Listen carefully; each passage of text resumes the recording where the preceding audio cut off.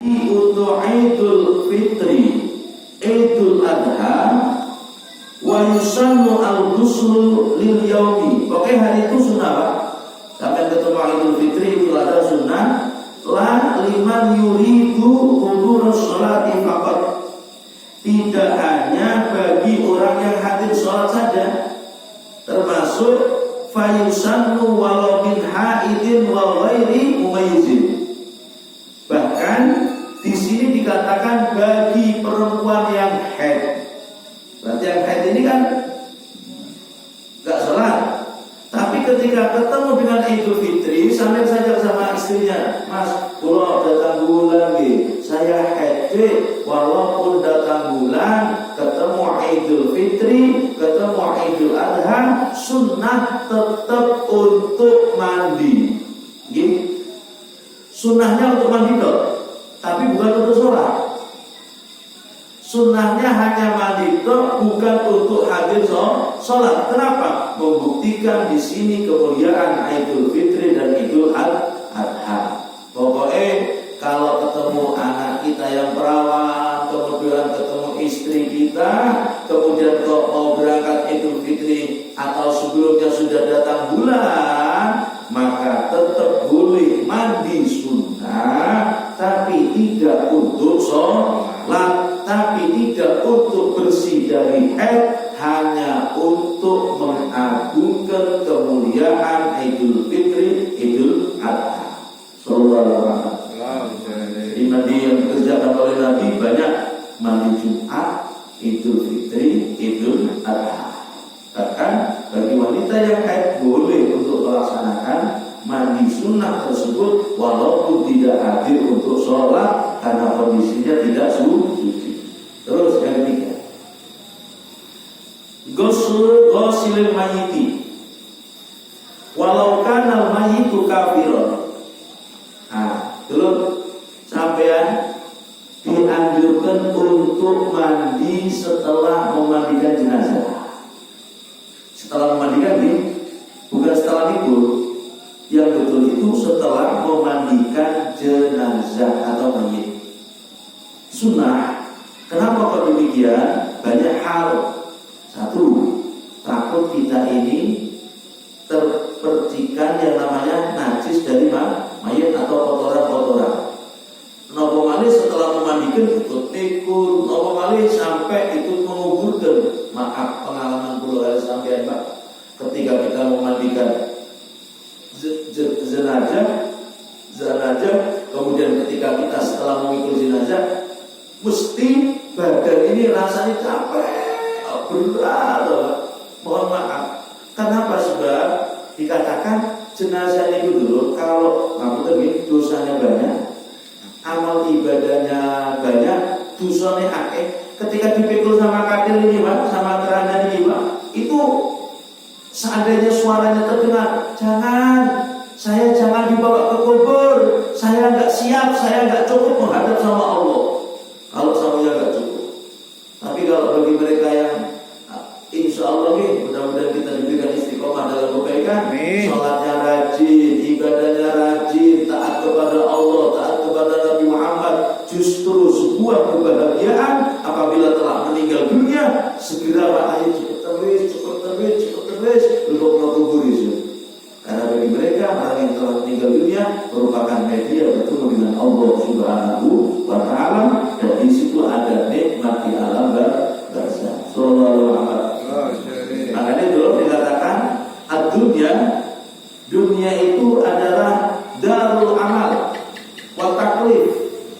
Dunia ini dulu tempatnya berbuat baik amal, harus wa taklif, dan tempatnya mokso, tempat pembebanan dari Allah Subhanahu wa Ta'ala.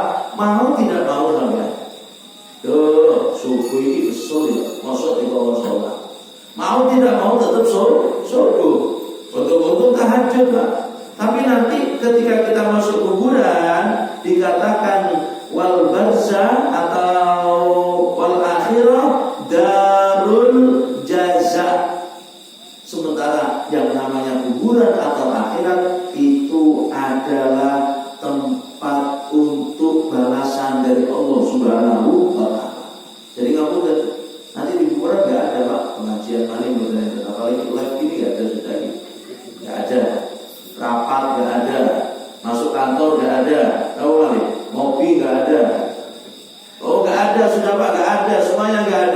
semuanya kerentek hati datang. Itu nikmat-nikmat di kuburan, tak di alam barzah. Sampai kapan? Kenikmatan ini akan kita rasakan sampai kiamat. Nanti setelah kiamat kemudian dibangkitkan lagi, dikumpulkan di padang mahsyar, dan nanti kita akan mendapatkan yang namanya akhirat. Lah untuk media akhirat pintunya adalah masuk ke alam kubur, alam kedua setelah dunia. Semoga husnul khotimah. Amin. Allahu akbar. Makanya yang banyak dosa jangan cepat masuk kubur. Sementara yang satunya cukup ingin segera masuk kubur. Engkau hormati, memandikan setelah kita memandikan jenazah itu hukumnya sunnah.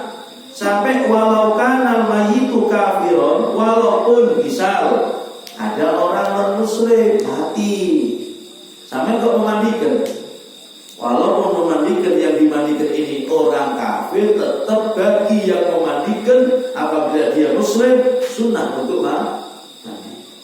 Sallallahu alaihi wasallam. Terus walau kanal ghasil, walaupun yang memandikan ini haidon au nufasa, walaupun yang memandikan ini adalah orang yang haid atau nifas. Makanya ini sering terjadi di masyarakat kita ini, Pak.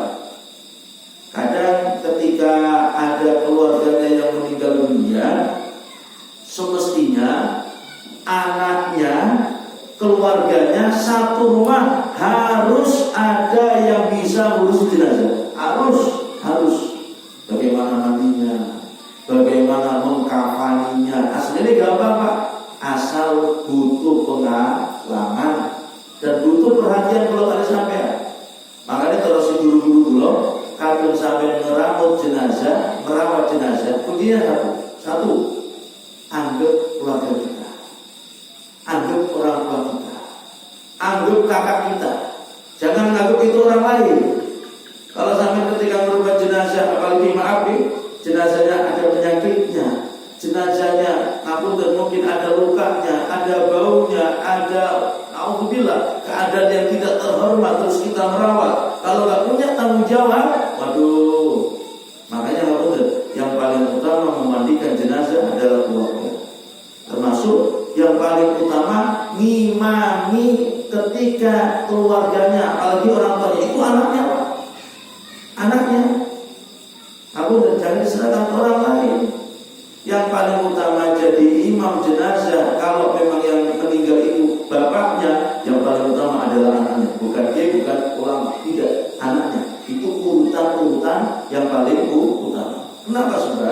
Sebagai bentuk baktinya anak kepada orang tua. Nah yang repot anaknya imami jenazah gak bisa, sholat mayit gak bisa, sholat untuk imami bapaknya gak bisa. Nanti seperti kejadian yang dulu-dulu itu, Pak. Imami sholat jenazah pakai rukuk langsung sujud. Karena dulu kok pakai sujud iyo, ini bisa yakin. Makanya dilengkapi nganggo rukuk habis sujud yo rukuk terima Kang.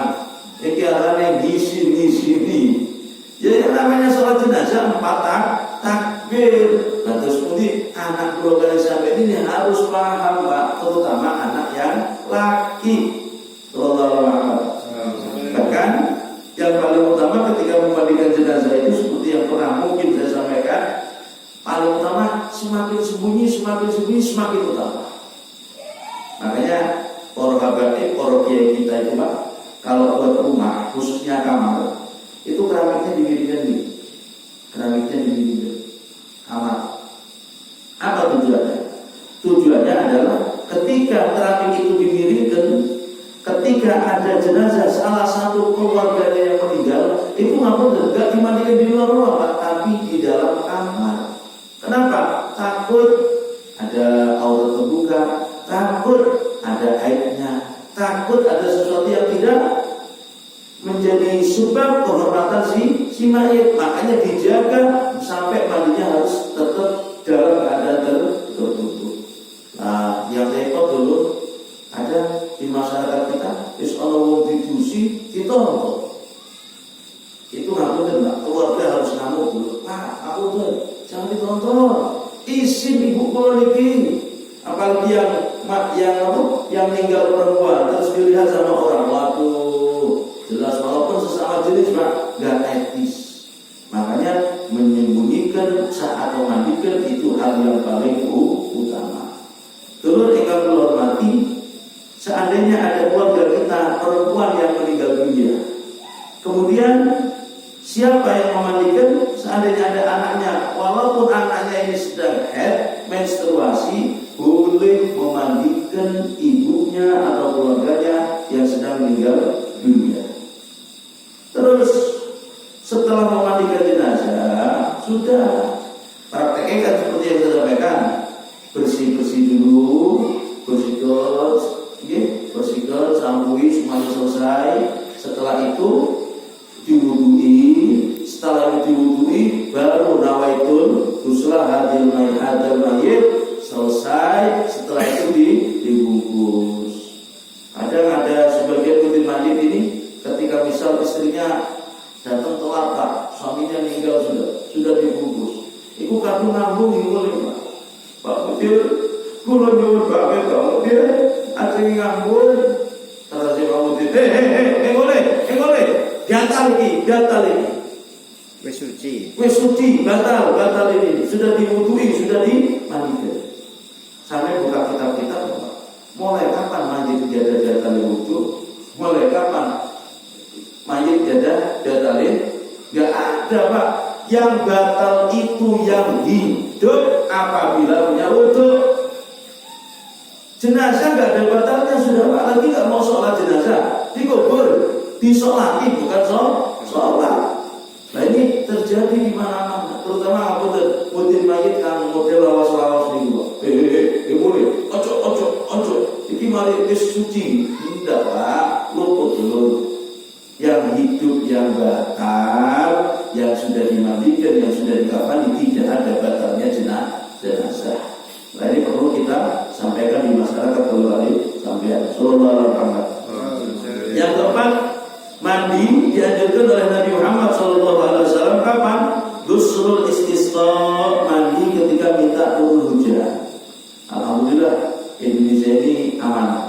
Letak garis katulistiwanya normal lagi. Geografis kita Masya Allah Banyuwangi, mudah-mudahan diberikan keamanan oleh Allah Subhanahu wa Ta'ala. Dulu kita doakan juga nih dulu yang di mana? Lumajang.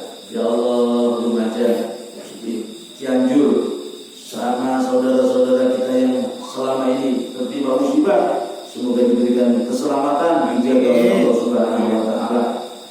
Ya Allah, dengar kabar lagi, Lumajang itu sebelum adanya letusan Semeru, kabarnya mau mengadakan konser LGBT. Intinya di sana sudah. Terus masih belum kapok ya orang-orang ini. Sudah teguran dari Allah Subhanahu wa Ta'ala. Makanya beberapa, dan ceritanya kayaknya pas ya, tahun yang lalu pas 4 Desember dan hari ini juga pas 4 Desember. Ya kebetulan saja pas haulnya Semeru, berarti haulnya Semeru setahun Semeru. Alhamdulillah Banyuwangi aman. Tapi yang terus hujan petang jam boten manduk ini Pak, waspada dulu. Pakis sudah meluap pada air sampai menurun. Alhamdulillah, mugi-mugi barokah ngaji, barokah doa panjenengan, kita semua, rumah kita, keluarga kita dijaga oleh Allah Subhanahu wa Ta'ala. Yang tertimpa musibah, mudah-mudahan diberikan kekuatan oleh Allah Subhanahu wa Ta'ala. Amin ya rabbal alamin. Nah, yang keempat ini ampun Pak, jujur saja, saya sampai hari ini belum pernah melakukan sholat istisqa karena belum butuh. Belum butuh. Saya tidak pernah istisqa, sholat minta turun hujan. Banyuwangi ini paling 3 bulan ya, paling 3 bulan. Seandainya setengah tahun kayak jarang Pak, 3 bulan turun hujan. Seandainya sangat-sangat dibutuhkan, maka sunnah bagi orang yang mau melaksanakan sholat sunnah istisqa untuk mandi sunnah. Jangan sampai kita ini terpengaruh sugesti orang Jawa. Kemarin ada orang buat acara hajatan,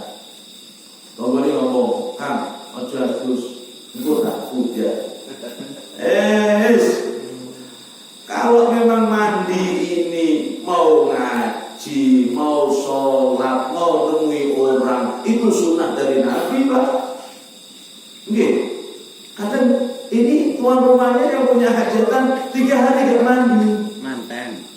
Manten mana? Terus kalau habis junub gimana? Ayo habis kumpul. Mama kamu dulu. Ini harus diluruskan saudara. Sugesti, pemahaman, mindset yang perlu kita benarkan. Pak, namanya orang punya hajatan ini capek, kumpul sama orang butuh kesegeran. Jangan percaya dengan kalimat itu. Kita riko atus udah. Lah karena percaya diturunkan yang namanya hujan. Kalau kita mau tidak percaya begitu. Mana? Terus nopo mana? Enten kejadian. Ada cerita teman saya. Ketika mbaknya punya hajatan, kaosnya dikongkong mencalakan di gendeng. Iya ada. Kaos nopo lagi dikongkong mencalakan di gendeng. Parah kayak tadi gendeng di kaos. Jeruan. Jeruan. Oh lebih soromani gitu. Jeruan dikongkong mencalakan di gendeng. Nah, gini Pak, khawatirnya apa? Kalau menjadi keyakinan sampai di hatinya membenarkan, apa tuh? Rugi dia selama ini sholat. Rugi selama ini dia ngaji. Kenapa? Akidahnya rusak gara-gara pemahaman yang tidak benar. Seandainya menggunakan kalimat wasilah, tapi wasilahnya yang benar. Misal, sambil ngumpulkan orang, nyuwun dungo ini sedekah saya jenang abang niat menyenangkan orang, ngasih makan orang. Semoga acaranya lancar, tidak turun hujan. Apanya yang salah? Betul yang salah. Gak ada yang salah Pak. Ngasih makan jenang abang. Jangan jenang abang Pak. Lamunnya berkata nih beras mentah 2 kilo enak dulu. Ini hanya persoalan menyenangkan orang. Ayo, makanya ya termasuk apa tadi ya? Mungkin juga perlu kami sampaikan di sini. Nawi suatu saat kita ini punya keluarga, punya keluarga. Kemudian setelah keluarga kita tahu salah satu keluarga kita hamil, lahir sang anak. Setelah lahir sang anak biasanya ono dulu deh kan. Itu di mana-mana masih sekarang ini terjadi Pak. Ono dulu deh. Setelah itu dulu deh dipendem. Setelah dipendem dikasih kurungnya titik apa dulu? Tidak, apa? Kurungan. Dua ini kurungan, 2 ini lampu. Gini.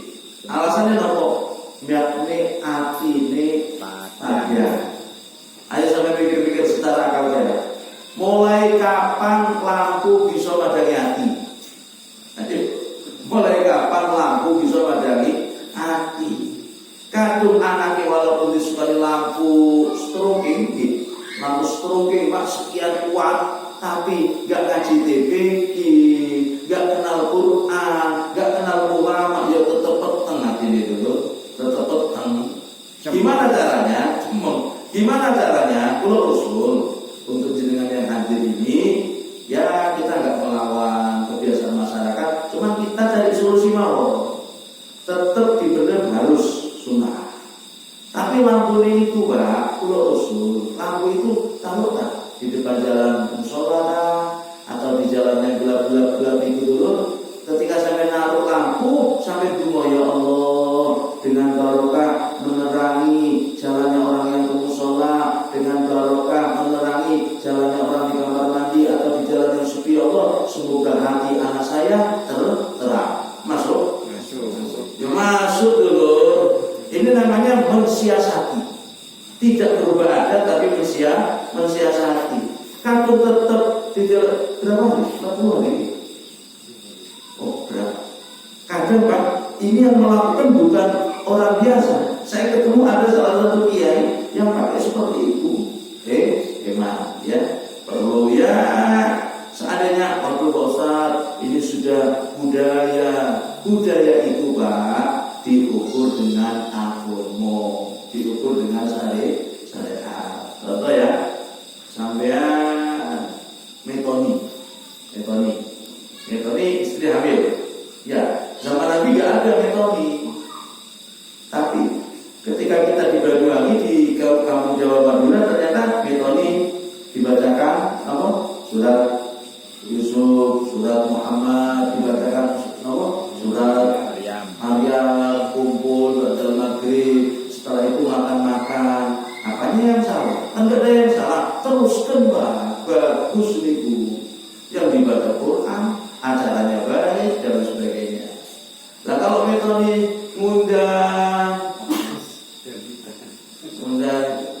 dangdutan, jalanan, ya itu kan keliru. Selama kebaikan, seandainya kita nggak pakai dalil, teruskan begitu.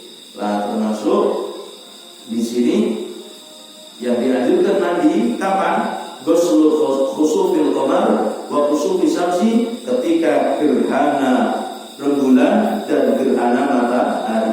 Yang paling enak kita mengikuti falakiyah atau aturan yang sudah ditetapkan oleh pemerintah, dalam hal ini Kemenak.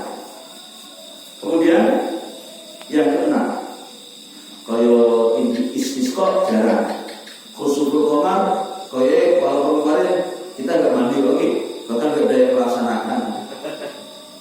Banyak ini yang melaksanakan kayaknya pada pesantren tadi menggunakan gurusan melaksanakan itu. Kenapa? Hati perhatian itu sunnah Nabi Muhammad Sallallahu Alaihi Wasallam. Yang keenam adalah ghusl kafir tidak selamat. Mandinya orang kafir apabila masuk Islam. Dulu non Muslim, terus masuk Islam, maka sunnah untuk mandi. Tapi hadza idza lam yujnib hala kufrihi. Kalau sekiranya saat dia non Muslim atau kafirnya itu tidak junub, tapi kalau junub kemudian menanggung hadas besar, wa illa fayajibu al-ghusl bi raf'il janabati, maka tetap hukumnya wajib mandi besar saat dia masuk Islam. Bahkan ada sebagian saudara-saudara kita ini, ketika ini lagi orang yang gila itu ketika dia sadar itu juga sunnah untuk mandi. Di sini dikatakan al-ghuslu bi afaqatil